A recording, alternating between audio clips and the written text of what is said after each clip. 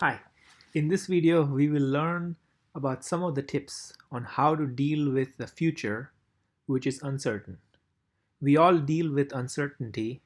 Are there ways and mechanisms by which we could reduce this uncertainty and maximize our chances of winning?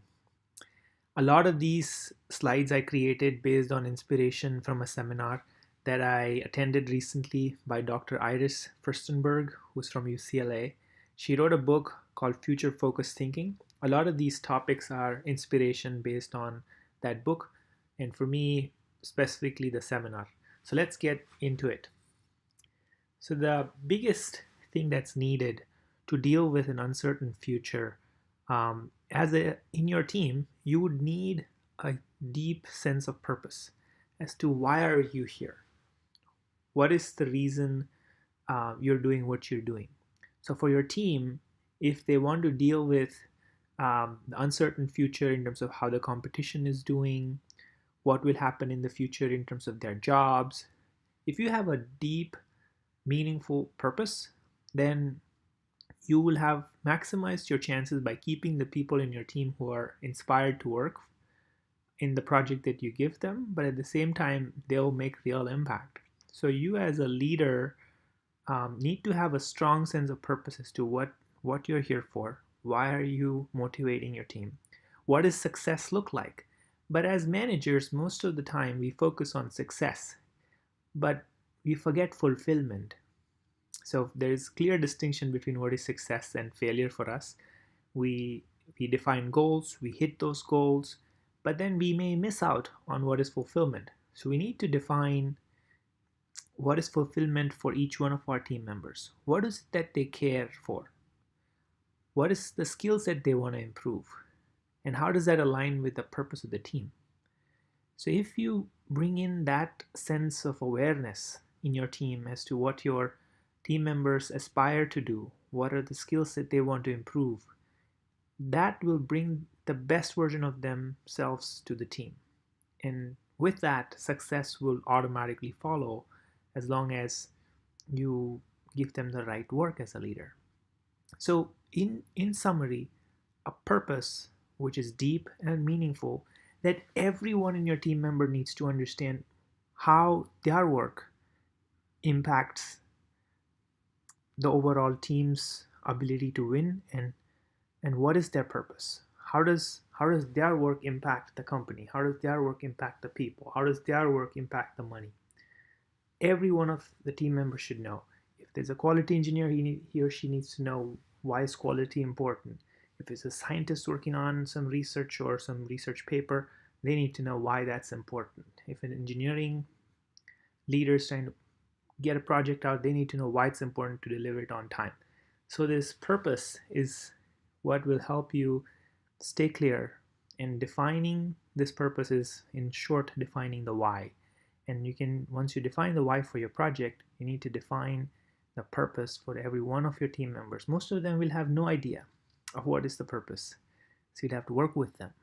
But if you define this and not only focus on success but overall fulfillment of your team members, then they'll stick with you. So it's super important factor in dealing with an uncertain future is to define a purpose and get clear as to what it is, and make sure that everyone in your team can relate as to why their work is important for us to achieve the vision or the mission of the team.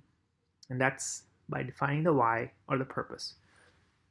Fundamental basic requirement. Have a clear sense of purpose. Do an exercise with your team. Make sure every one of them can tell you why what their work that they're doing matters. Next, deliberating chaos. Chaos, if you don't plan for it, will happen when the future unfolds that you didn't plan for. So you cannot plan for everything in the future. There's bound to be chaos. There's bound to be things that you didn't anticipate.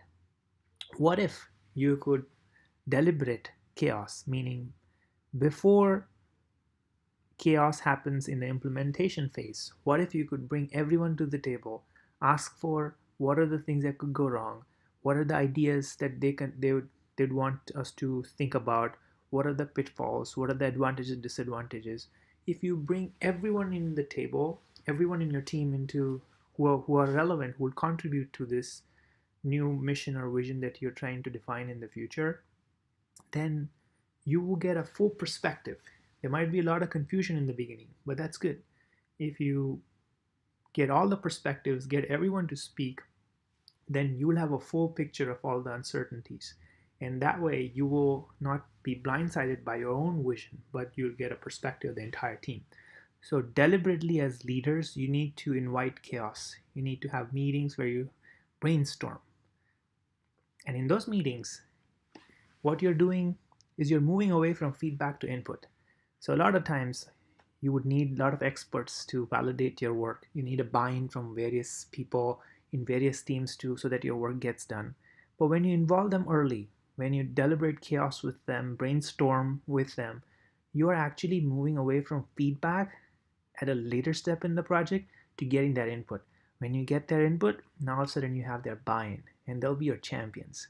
So brainstorming, deliberating chaos, and making sure that you get input in the early step of the project will save you a lot of uncertain questions that you'd have to answer in the implementation. And you'll also get a lot of people to buy in. So ask people for input early, get them involved, champion them. That's a super important way, instead of getting them involved later after the decisions have been done. And now all of a sudden you didn't think about certain things, and now they bring up very important critical things.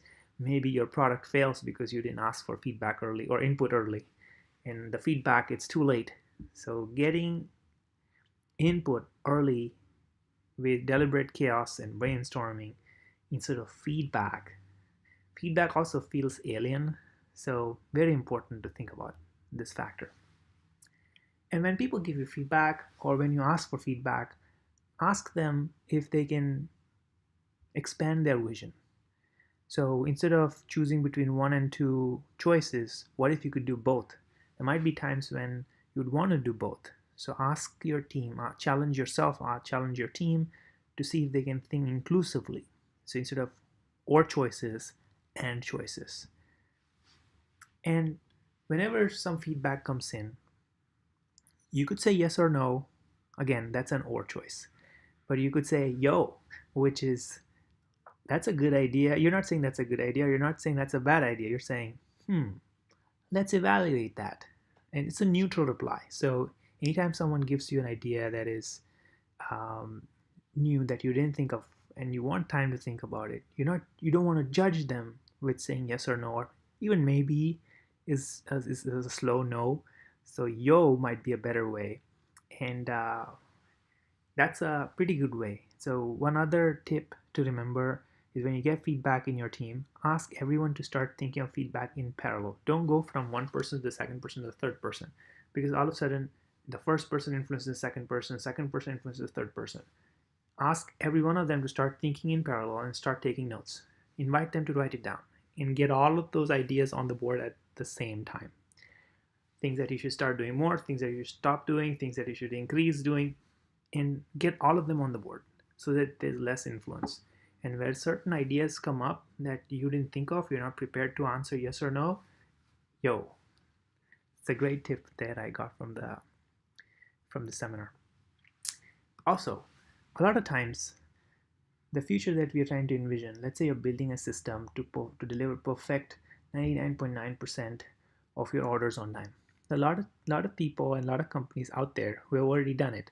So what if you could use all of their skills and get them to help you, get them to mentor you? What if you could visit the future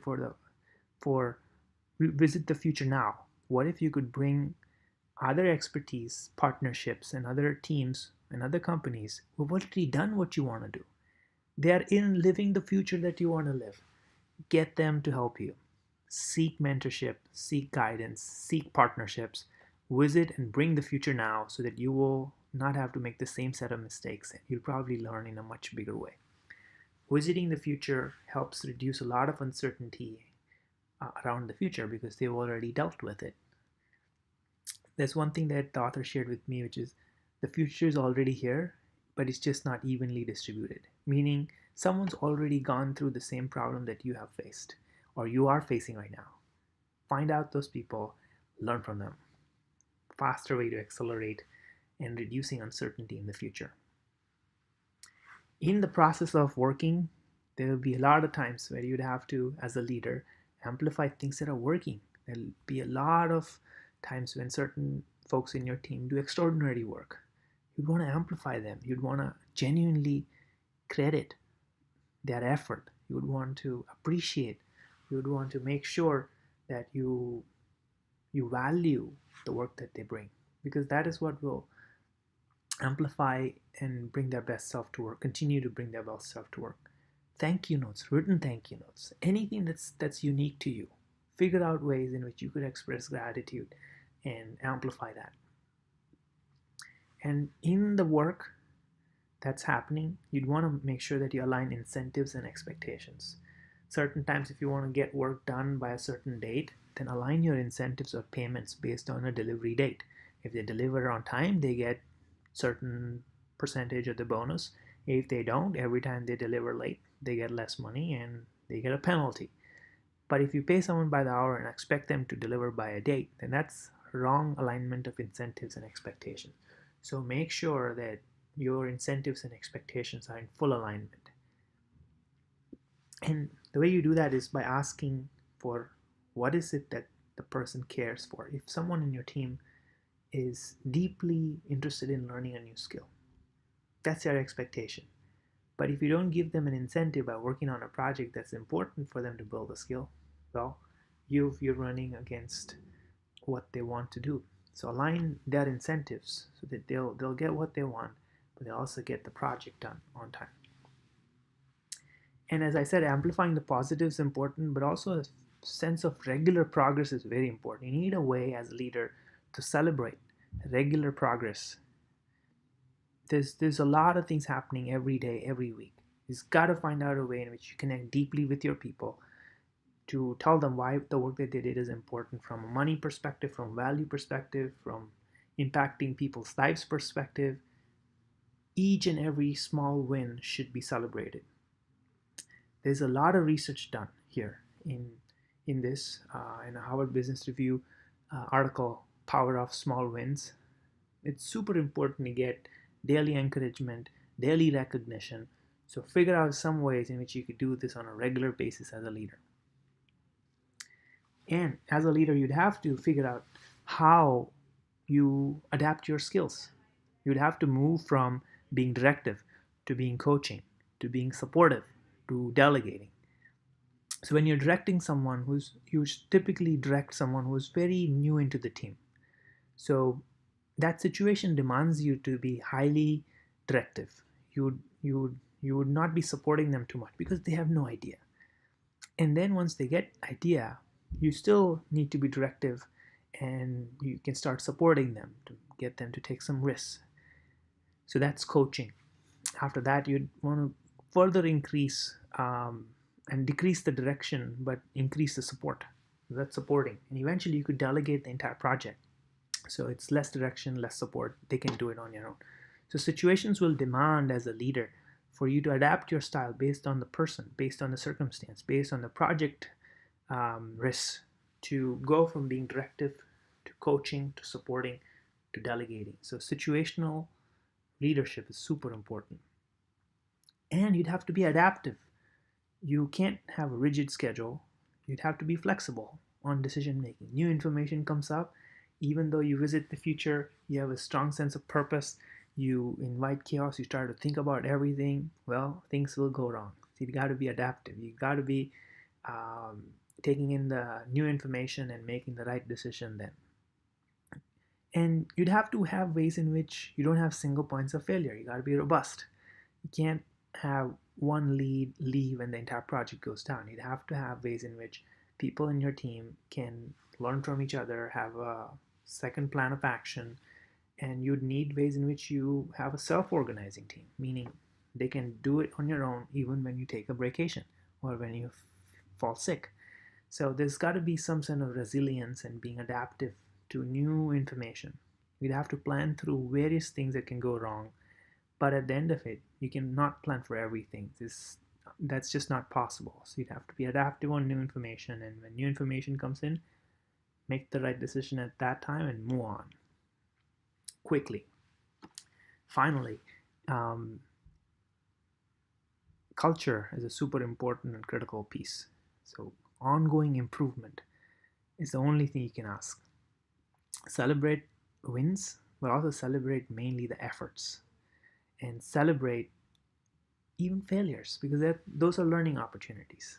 If you fail, start by setting an example of admitting your failure, but making sure that everyone understands that as a team, what's important is a culture of ongoing improvement. Finally, I keep saying finally, but there's a lot of points still. Trust is fundamental in everything that I said earlier on being adaptive, changing your style, visiting the future, getting everyone involved. But if you don't build genuine sense of trust with everyone in your team, you'll not go far. Trust is basically consistency over time. Um, as my CEO, Jeff Wiener, says, it's a pretty simple definition: consistency over time. So you'd have to build trust with every one of your team member. And the way you start this is by you trusting them. You tell them how you trust them in a specific way. And when you trust someone, in their brains, oxytocin gets released and they have to reciprocate and trust you. Tell them that you trust them for this, and that they'll treat you fairly, that they'll do the right thing. Well, that's a starting point. Also, another way to build trust is being vulnerable. Share what some of your weaknesses are, admit if there's failures, admit if there are some down points, and they'll feel that you are more genuine, and they'll feel that you're transparent. So transparency, vulnerability, and trusting yourself is are tips in building trust. But the end of it is consistency over time. You do what you say, you lead with an example, and you're building trust. An important exercise that I realized in this book was this exercise where we can do this with the teams. So in this picture, we see that there's a mattress on the highway or a freeway. So as you can see, the mattress is not completely in the way, but very soon the traffic will start to slow down. And to such an extent, just to avoid it, that there'll be like a mile-long traffic, and like 2 miles down south, it'll be standstill because everyone's trying to slow down to not hit the mattress. So there are three types of people. One who's way behind, and say they don't know why is the traffic so slow. They have no idea what's going on, what the problem is. Second, who are just near the mattress, and what they do is they quickly try to work around it. They avoid it. They're like, I just don't want to hit it. I've already waited so long. I'm gonna work around it and go forward. Third, people who are ahead of the mattress, means they're passing. It's not bothering them, none of their problem. In our teams, there are these mattresses all over the place. Ask your team, what mattresses on the freeway are discouraging or hindering their progress. There'll be issues that the team just works around. There'll be issues that new people don't have any idea on how this works.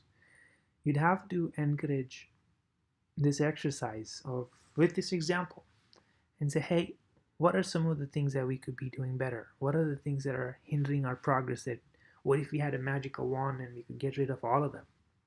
Do that exercise with your team. That also helps you understand what are some of the inefficiencies. On the point of culture, there's this famous exercise that was done with 5 monkeys who stopped climbing the ladder, and then they even stopped other monkeys to climb the ladder to get the bananas. So it starts this way. In a fresh room with 5 monkeys, there's a ladder and a banana on the top. The one monkey goes up the ladder, and as soon as he goes up, the remaining 5 monkeys are drenched with cold water. So they get this feedback. Oh, this is probably not good. So when the second monkey goes up, everyone else tries to pull his leg and doesn't allow him to go up. And so the same thing happens for all 5 monkeys until no one goes up because they get drenched with cold water. And so now what happens is they're all sitting. A new monkey is put into the room and replaced by an old monkey. When the new monkey goes up, everyone pulls his leg and he gives up. Everyone tells him, we don't climb for bananas here. Same for culture. And to such an extent that one by one, every monkey is replaced, and everyone, even though they've not had this cold shower experience, they don't climb for bananas. They just pull each other down. Similarly, culture is an important aspect of your team. You need to have a culture of questioning, empowering people to ask why certain things are the way they are, and constantly, relentlessly improve them. Moving on, perception is a very important thing I've learned recently. In a meeting, when you do something, when you present something, when you ask for something, whatever work you present or do, only 20% of what you do and say in the meeting is impacted. A lot of people bring a lot of perspectives to the meeting. They have biases. They've heard a lot about you, about your project, about your work, and almost 80% of their decision making happens on perspectives for a lot of people who are biased. So building the right perception in everyone's mind is an important thing for you to get projects done. So investing your time to understand how things are happening in your company, who's important in the decision-making process, and building the right perception with them is a very important tip to remember all the time. In your team, almost everyone, including yourself as a leader, you are continuously having partial attention to a lot of things about your personal health, your finance, your email, your shopping list, your friends, your colleagues, the work that you need to do, the internet, the news, the social media. So our attention is split and it's continuously divided. And so whatever we do at a superficial level. So we need times, dedicated times in our calendars to think about the future. Where we are creative, we need to protect the time. We need to do it in a conducive environment. We need to start thinking of how we want to envision the future. What are some of the risks that can come in? How are we going to solve them? It requires deep work. And so for this, one way to do that is you need to have a protected time on your calendar and in a place that is outside your regular routine. You're engaging hopefully with the nature or someplace else. And maybe you start off with a TED Talk where you use that topic which is completely different than your day-to-day work. Try to relate it with your work or the problem that you're having right now. So creativity, brain cells get connected when you start thinking creatively. You have dedicated free time to think about it, not with partial attention but with full attention. Very important thing to remember, especially when you're calling meetings. A lot of people may come with cell phones, mobile phones, a whole host of distractions. Try to see if you can bring and invite only those people who are absolutely needed and keep the meeting time short, keep it precise, have an agenda. If possible, do a standing meeting so that it's done and it's on time. And allow people to opt out if they don't feel relevant or don't want to feel important enough to be in that meeting to contribute.